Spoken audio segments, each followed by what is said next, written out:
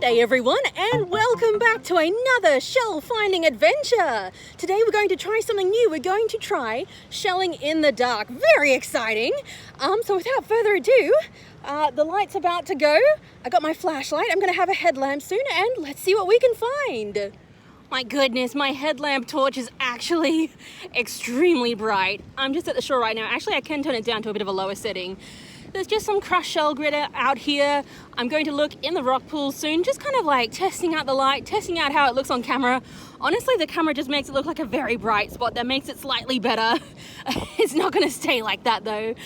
I'm kind of just testing out how the head flashlight works. It is extremely bright.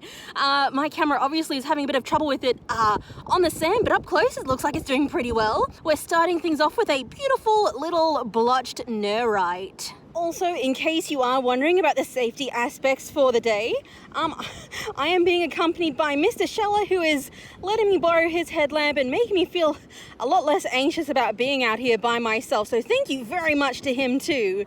And now I think it's time to check the rock pools. Ooh, we got some little sea snails coming out to say hello. There are a lot of live blotched nerites over here, as well as, can I pick one of you guys up? There we go. Oh, that lighting. We've got ourselves a hermit crab inside of a mulberry whelk. He looks very upset at me about that. We're gonna put him back down. Right, over here we have some soft corals poking out. I don't really want to touch them. They look kind of like, they look like Venus flytraps. Anyway, super cool. I've never seen this before. They do not come out during the daytime. What? Look at this dude. He's hightailing it away. Oh my goodness, let me look at you. He is red, he is spotty, he is extremely quick. So may I may I look at you again? Hello. He was like feisty and lively. I shouldn't be this game with my fingers, but I really want to kind of like take a look at him. Just give it a second, he'll be right back out. There he goes. I'm not going to chase him this time. I'm just going to let him go about on his cute little funky crabby business. It looks like there is a live wandering cowry down there, like a nice live large adult one. I'm going to try to pick him up and then adjust the focus on the camera. I'm still kind of like figuring things out with how it all works. Yes. Hello, good sir.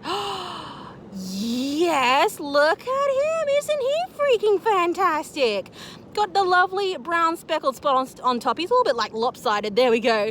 He's got his mantle on the side. That's that greeny black looking skin that goes over the cowry. Super cool. And he was just on sand. Usually I think cowries don't really care much for sand, but this guy is sure proving me wrong. Anyway, we will put him back to enjoy his the rest of his night. There we go, look at this guy. It is yet another live cowry. Yes, this time it is a ringtop cowry, a golden ringtop cowry.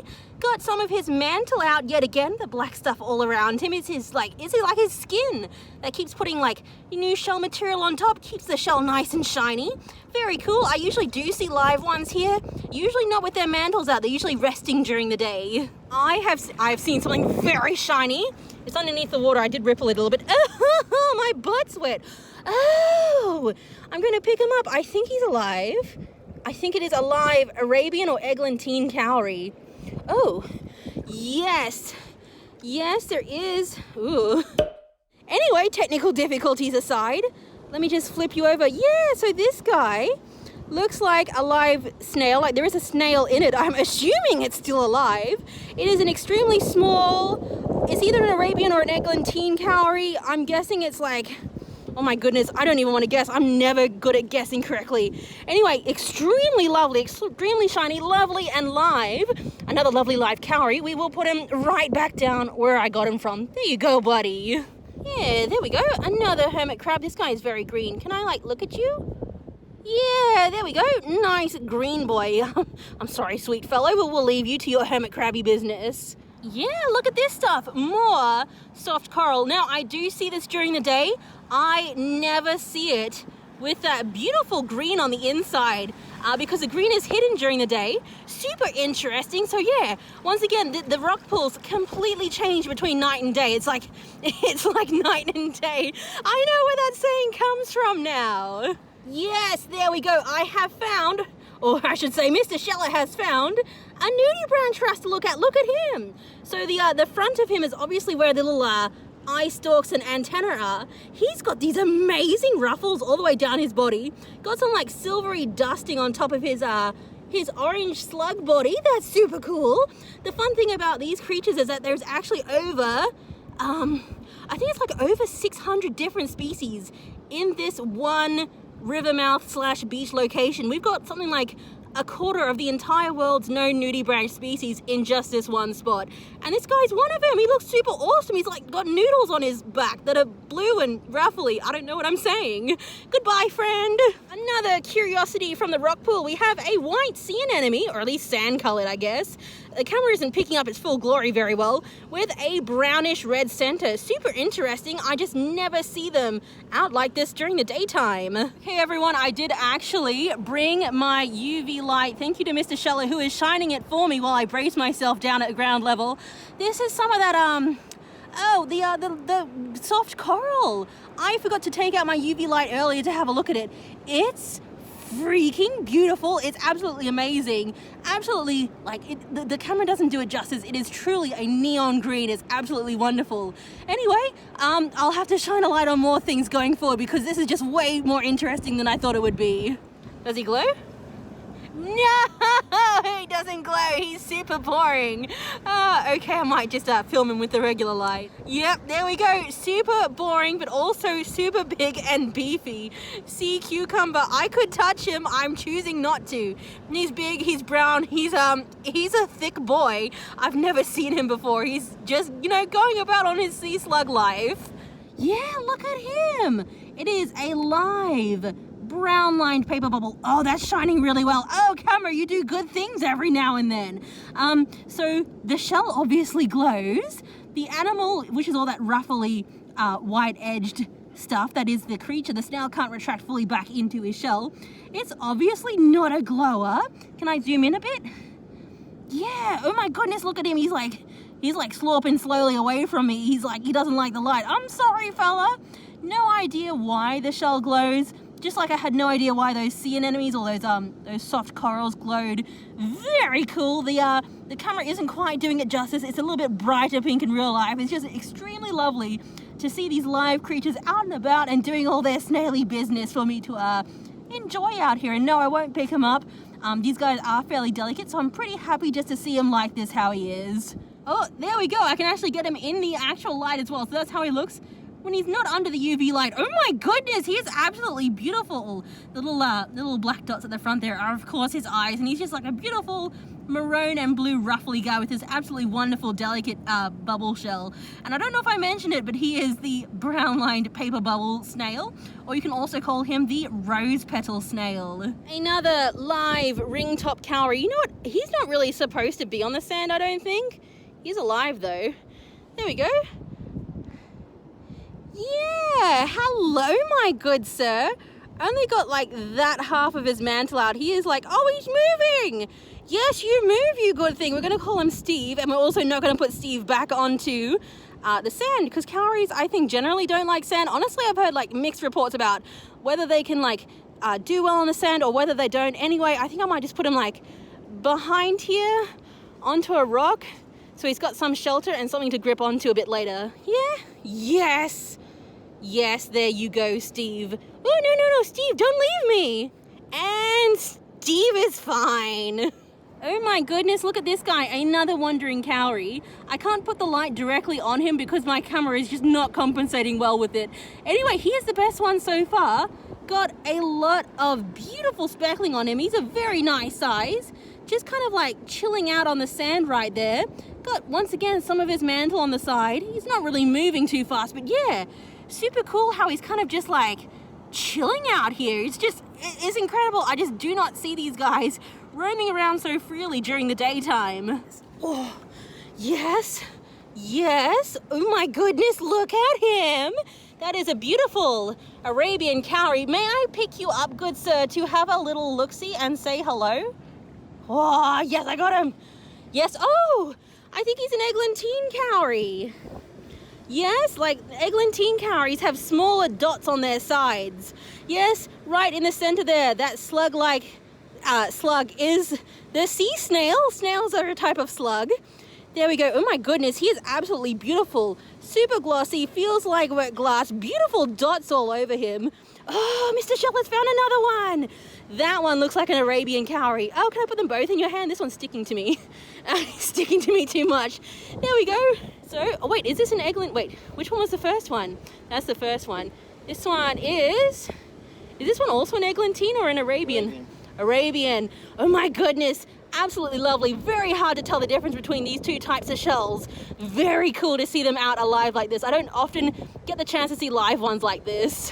And also, I do want to mention that I do not take live shells. These guys will go right back down into the rock pools after I get bubbles out of them. No, we don't want any bubbles in the snails, guys. We will let the bubbles out, one of them sticking to me, and then we will let them go about on their glorious snaily business. Arabian, I need you to slurp off real quick for me. There we go. Yes, we got him now. Is extremely slick and slippery. It's like black, slimy stuff on the rocks, and usually it dries out during the daytime. But because it's nighttime and the water is like has gone over it. Previously, the water is like going out to low tide now. It's still very, very wet. Oh, hello. No, don't leave me, friend. Don't leave me. Where are you? Hello. Oh, he doesn't want to be close friends with me. Oh, he is super wild looking. Look at him. He absolutely does not like me being here in his space. He's got these wicked long eye stalks that are just kind of like telescoping out of the water. Super awesome white, like pale white kind of looking shell with some reddish undertones. I've never seen this guy before. He is very interesting. Yes, there is an empty cowrie. Are you beautiful? I mean, I can't tell if it shines in the light. It might not be a shiny one, but it is a little yellow tinted cowrie. And actually it is a keeper, so I guess it's a good one. We've been finding a lot of live creatures, which has been like tickling my fancy tonight, but it's certainly not like there's not been too much shelling. Anyway, I'm gonna take him. I legitimately do not know how many more empty shells I'll find to keep. There is a little prawn down here, and he's like, "How dare you disturb my slumber?" My goodness, there is a live wandering cowrie there, and I did notice, yes, he's even more impressive. Another live wandering cowrie right down there. Yes, there we go. Oh my goodness, he is absolutely beautiful and lovely as well. All right, go for it. Whoa! That is cool. Oh my god, that's a lot of wind actually. Oh my goodness! More of that soft coral stuff that glows a bright neon green color under UV light. This is absolutely fantastic. I have no idea why this coral species actually does this. Honestly, it's much brighter in real life. The camera really isn't doing it justice, but it is more of that lovely toxic neon green soft coral stuff that doesn't really like make itself present during the day. There we go. We have a live snakehead cowry. You can see his iconic white spots right in the middle because on either side is like a light greenish tan colored mantle. Kind of makes him look extremely camouflaged against this grassy, sandy colored rock right here. Super amazing. This is a very common cowrie here, although this is the first live one I've seen tonight. This is the first snakehead I've actually seen with more of his mantle out than just like a foot at the bottom. It's very interesting to me. Oh my goodness, I found big chunky boy. This is another, this is another sea hare. Or is he like a sea slug? So he's not like, he's the first sea hare today. I found a brown sea slug. He's got his little like eye stalks, question mark. There could be like little antenna. He's got his mouth up there. I think he's okay to touch. He feels very dense. I think I said that last time I found one of these. He feels like a squishy scone. I don't know if that's correct or not. He's very large. I've only ever seen them once or twice during the daytime. It's, again, not someone I see very often. So yeah, I guess they come out more at nighttime. Another one of these guys. Actually, there's about 7 all in this one area. It's quite surprising seeing so many of them here because I just never see them during the daytime. Anyway, they're doing their, actually, I don't know what they do. I think they just eat the stuff off the rocks there. They're doing a good job, I guess. So good on you, little fella. I mean, big fella, you know what I mean. Yeah, let's take a look at this. I'm at the shore again. Just got Mr. Sheller holding the UV light for me while I check out this pearl oyster. Pearl oysters are very common here. I usually don't collect or show that many, but what I didn't know until someone told me, so thank you very much to Florida Beach Walks for Roxanne for telling me, is that these pearl oysters glow under UV light. So that is super cool. Once again, the camera is not doing it justice. It is just an absolutely fantastic reddish, pinkish, orangish color. Actually, I think it's like more of a pink color. Very cool kind of a shell. So the shells that generally glow on the rack line, there's not much glowing right now, but ooh, look at that one. That one's a glower. This one is a keyhole limpet. Yeah, he glows. Let's flip him over. Whoa, he's a good glower, everyone. Look at him. So yeah, when I did my video about which shells shine under UV light, I actually forgot to include keyhole limpets and oysters and pearl oysters. But other than that, a few cowries glow under UV light. My goodness, you got your bubble shells, of course, and a few other bits and bobs. But yeah, like Angaria shells. But yeah, keyhole limpets are great glowers as well. I gotta say, there's shell grit on the sand here. There's not a small amount of it, but I've been looking over at this shell grit for like the last 20 minutes. I found a few pheasant shells, a few keyhole limpets that glowed with my UV light. There really isn't a lot here, so I'm either overlooking it because it's dark and I'm just don't have my eyes tuned to it properly, or this is just really there's just really not much here and it's been picked through before I got here, because this would have been exposed just before dusk and it is Saturday night, so people might have been out shelling. So I don't know if I've just missed everything or if it's just there's not much to find, but yeah, looks like there's not too many shells for me to keep tonight, and that's more than fine. I've had an absolutely amazing time seeing all the wildlife and live shells out in the rock pools tonight.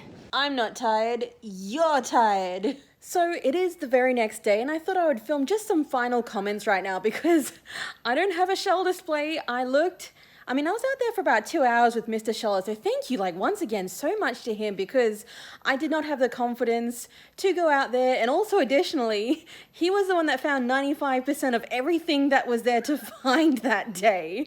I don't know if I just didn't have my eyes tuned in for seeing anything, or if he was more confident walking along the rocks. His shoes had a lot better grip than mine. It was extremely hazardous out there. I would not be confident doing that in a beach that I hadn't been to 100 times already. But anyway, yeah, final thoughts of it, because of course no shells. I looked around and there just wasn't a lot of empty shells. In the rock pools there wasn't much grit.